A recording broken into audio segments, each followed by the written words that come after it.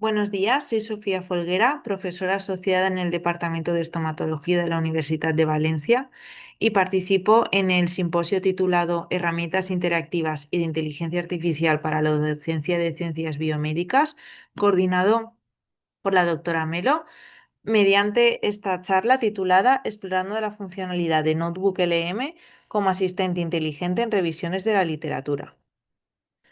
Hoy en día, con la alta producción de artículos científicos, los investigadores e investigadoras nos enfrentamos a una serie de desafíos al realizar revisiones sistemáticas de la literatura. Por ejemplo, a la hora de seleccionar entre tantos estudios, de cribar o de sintetizar información.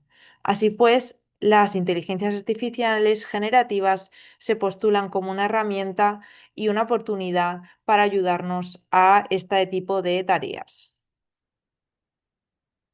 ¿Qué es una IA generativa? Pues bien, se trata de inteligencias artificiales capaces de generar contenido nuevo, como por ejemplo texto, como hacen ChatGPT o Gemini, audio, vídeos, etcétera.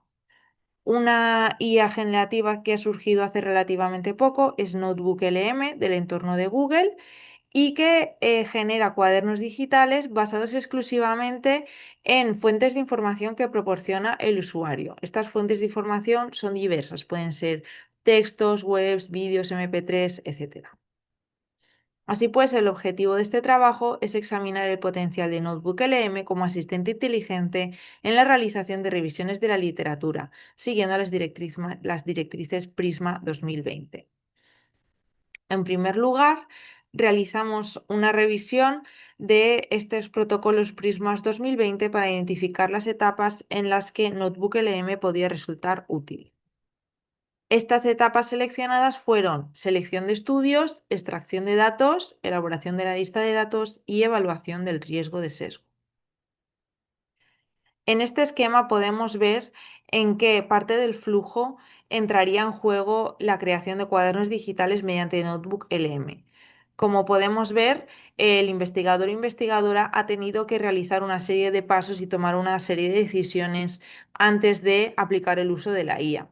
Por ejemplo, ha tenido que formular los objetivos, la pregunta de investigación, los criterios de elegibilidad y tras realizar las búsquedas en las bases de datos correspondientes, realizar un primer cribado de los estudios mediante la lectura rápida de los títulos y de los abstracts.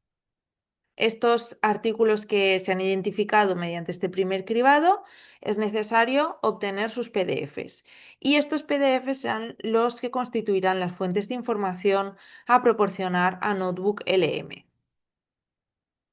¿Cómo podemos acceder a esta IA? Pues bien, desde cualquier cuenta de Google tenemos acceso a ella. Es una herramienta más del entorno de Google, como podría ser Google Meet, Google Drive, Google Docs, etc. Una vez accedemos, nos da la opción de crear el cuaderno. Y si seleccionamos la opción, se abre este cuadro en el que podemos subir las fuentes, es decir, esos PDFs de los estudios que hemos seleccionado. En la versión gratuita podemos introducir hasta 50 PDFs. Una vez introducidas las fuentes de información, Notebook LM nos va a generar el cuaderno digital, que como vemos está dividido en tres columnas. En la columna de la izquierda están las fuentes. Podemos acceder directamente a esos PDFs que le hemos introducido. También podemos añadir más o cambiarles el nombre, por ejemplo, para facilitar su identificación y organización. En la parte central tenemos el chat.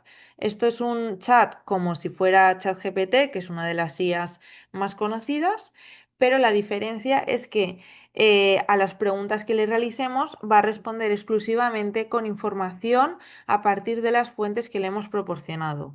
Es decir, no va a buscar información en fuentes externas en Internet, lo que nos va a asegurar una fiabilidad en las respuestas según la fiabilidad de las fuentes que nosotros le hayamos proporcionado. Y por último, en la columna de la derecha tenemos estudio, que serían una serie de herramientas con las que podemos generar resúmenes e informes a partir de la información que le hemos proporcionado.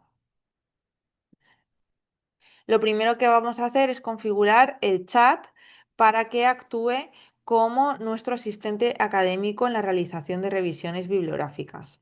Entonces aquí os he puesto un prompt o instrucciones que copiaríamos en este cuadro de texto. Pues bien, le vamos a explicar con estas instrucciones cuál es su objetivo, en qué fases exactamente queremos que nos asista, qué tono debe utilizar, el formato de respuesta y que nos cite obligatoriamente cada dato extraído. Una vez configurado, volvemos al chat y ya vamos a empezar a interactuar con él para pedirle asistencia en esas fases que hemos identificado del flujo Prisma 2020. La primera sería la selección de los estudios. Nuevamente aquí os dejo un prompt o instrucciones para proporcionar al chat. Tenemos que ser muy específicos en nuestras instrucciones. Pues la propuesta que os hago es que le pidamos evalúa la elegibilidad de las fuentes seleccionadas para su inclusión o exclusión de la revisión bibliográfica. Debes comparar los apartados de resumen, objetivo, metodología y resultados de cada fuente con los criterios de inclusión y exclusión proporcionados a continuación.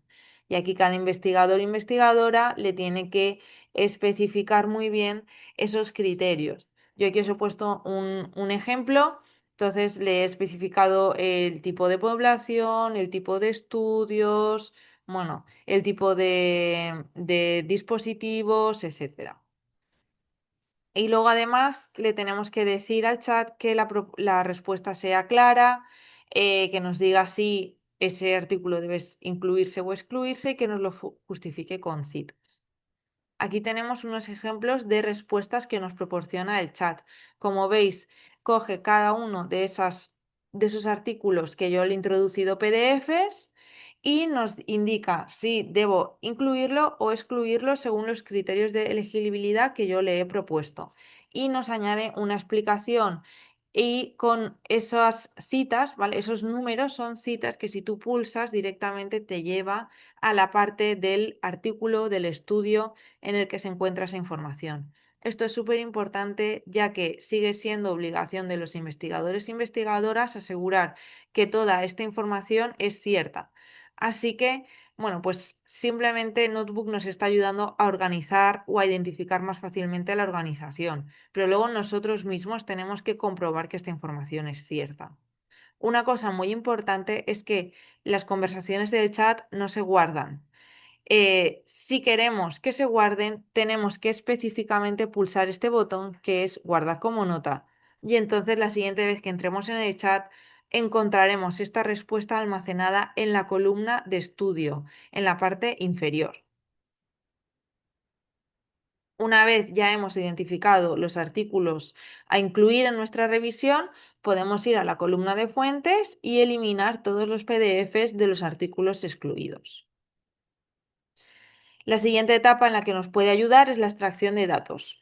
Bueno, aquí os propongo un prompt a proporcionar al chat que sería identificar y extrae de forma estructurada de los siguientes apartados los siguientes datos. Y aquí los investigadores le tenemos que decir qué datos en concreto queremos que busque en los artículos. Pues, por ejemplo, yo le he pedido el autor, año, país, especialidad, variables, muestra, etcétera.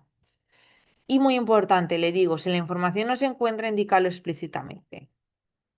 Aquí os pongo un ejemplo de la respuesta que me proporciona el chat. Como le he pedido, me está dando la información en tablas. En lo que son las columnas me está poniendo el autor y el año. Y en las filas cada uno de los datos que le he pedido.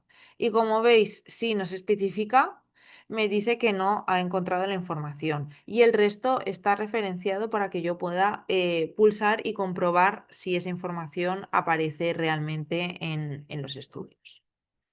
Para la evaluación de los sesgos, como veis el prompt también es detallado.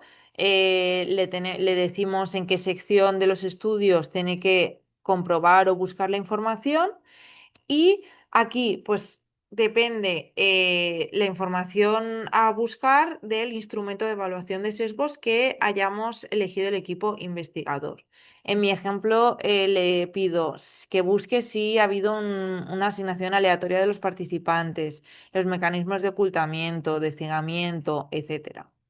Y de nuevo, si la información no se encuentra, que nos lo indique explícitamente. Esto es cómo nos responde en una tabla para cada uno de los artículos, nos dice cada información que le hemos pedido. Como vemos, nos puede ayudar bastante esta herramienta, pero hay que tener en cuenta una serie de consideraciones éticas. Pues lo primero es que tenemos que declarar explícitamente su uso y que tenemos que tener en cuenta que la contribución intelectual principal sigue siendo o debe de seguir siendo del equipo humano. ¿Vale? Tenemos la responsabilidad de comprobar que toda esta información es cierta, aparece en los artículos y que nosotros lo interpretamos de la misma manera que lo ha interpretado la IA. La IA puede cometer errores, puede prescindir de información, pues por ejemplo, por una interpretación lingüística o terminológica diferente a la que nosotros haríamos, o puede directamente sufrir alucinaciones.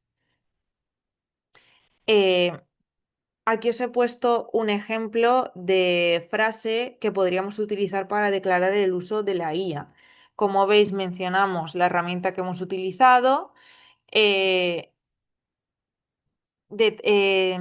especificamos que esta herramienta no tiene acceso a la web abierta, sino que exclusivamente es sobre los documentos que nosotros le proporcionamos. Tenemos que indicar las fases en las que ha asistido y cómo hemos tomado el resto de decisiones. También sería una buena práctica, en el caso de un artículo o una publicación, proporcionar como anexo o material suplementario los prompts que se han utilizado para pedir asistencia a la guía en cada uno de los pasos. En conclusión, la herramienta de IA generativa Notebook LM, bajo un uso responsable y ético, puede ayudar a optimizar las tareas más repetitivas y de organización en el proceso de revisión de la literatura. Aquí tenéis la bibliografía empleada y quedo a vuestra disposición para cualquier duda o aclaración. Muchas gracias por vuestra atención.